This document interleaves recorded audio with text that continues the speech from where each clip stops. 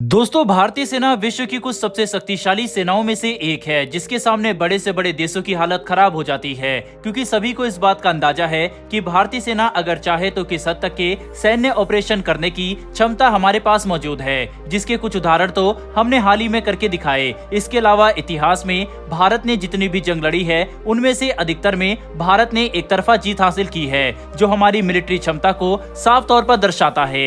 लेकिन दशकों बीतने की वजह से युद्ध लड़ने का तरीका और दुश्मन दोनों ही पूरी तरह से बदल चुके हैं। जहां आज से 5 साल पहले हम चीन को अपने सिर्फ एक व्यापारिक प्रतिबंधी के तौर पर देखते थे, आज वही चीन हमारे लिए एक काफी बड़ी सैन्य चुनौती बनकर सामने आ चुका है, जिसका दायरा न कि सिर्फ भारत की जमीनी सीमाओं तक सीमित है, बल्कि चीन भारतीय महासागर में भी अपनी पकड़ लगातार मजबूत कर रहा है, जिसने भारत को मजबूर किया कि हम चीन से सटी सीमाओं के पास अपनी सैन्य तैनाती को लगातार मजबूत करें। पर कई बार किए गए रिसर्च और स्टडीज में इस बात का पता चला कि जब भी भारत और चीन के बीच में सैन्य विवाद हुआ, हर बार चीन टैंक्स के मामले में भारत को डोमिनेट कर रहा था। इसीलिए नहीं क्योंकि चीन के पास भारत से ज्यादा संख्या में या शक्तिशाली टैंक मौजूद है, बल्कि इसीलिए क्योंकि भारत और चीन की सीमा पहाड़ी इलाके हैं, जहां पर भारत के पास मौजूद शक्तिशाली T-90 और T-72 टैंक्स ज्यादा अच्छे से ऑपरेट नहीं किए जा सकते, जबकि चीन के पास मौजूद हल्के टैंक्स इन इलाकों में काफी अच्छा परफॉर्म करते हैं।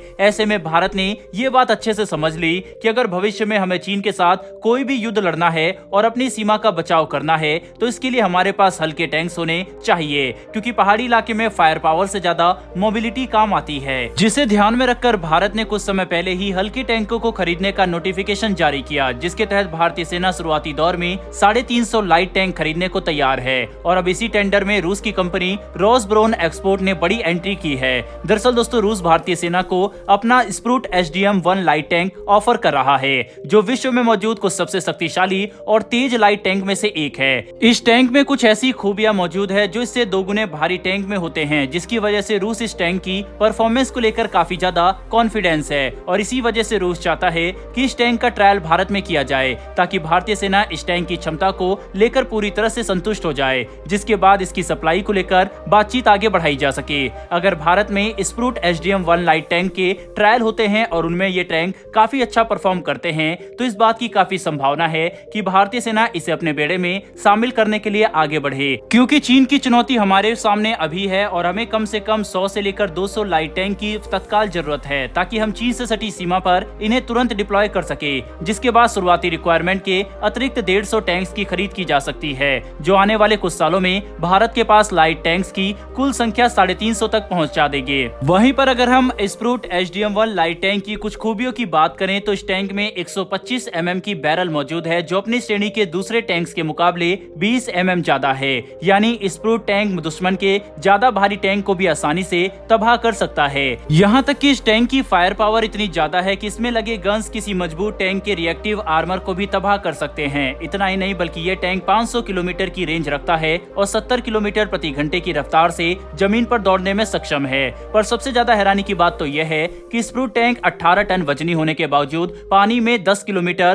प्रति घंटे की रफ्तार से चल सकता है। यानी इस टैंक के पास MBS क्षमता भी मौजूद है, जो इसे भारतीय सेना के लिए एक उत्तम विकल्प बनाता है। ऐसे में ये देखना काफी इंटरेस्टिंग होगा कि क्या भारतीय सेना रूस के इस टैंक को चुनती है या फिर हम किसी स्वदेशी विकल्प की तरफ आगे बढ़ते हैं। बहरहाल बढ़ते हैं हमारी दूसरी खबर की तरफ, और ये खबर जर्मनी के एम्बेसडर द्वारा दिए गए एक बयान को लेकर है, जिसमें उन्होंने सभी देशों को हैरान करते हुए एक बड़ा बयान दिया है। दरअसल जर्मनी के एम्बेसडर ने ये बात खुलकर कही है कि भारत रूस से जितना चाहे उतना तेल खरीदे। इस पर बयानबाजी करना या कोई ओपिनियन रखना जर्मनी का मुद्दा नहीं है। यानी जर्मनी ये बात साफ कर चुका है कि उन्हें भारत द्वारा रूसी तेल की खरीद से कोई भी फर्क नहीं पड़ता। जो जर्मनी की तरफ से दिया गया एक काफी अच्छा बयान है, क्योंकि इसने भारत को काफी खुश कर दिया है। भारत ने अपनी नीति साफ कर दी है कि हम अपने देश के इंटरेस्ट में ही सारे फैसले करेंगे, और हम नहीं चाहते कि दुनिया का कोई भी देश भारत को सलाह दे कि हम हमारे लोगों की भलाई कैसे करनी है। ऐसे में जब अमेरिका या कोई भी देश भारत के अंदरूनी और आंतरिक मुद्दों पर बयानबाजी करता है, तो इससे भारतीयों को काफी गुस्सा आता है, और ये बात जर्मनी अच्छे से समझ चुका है,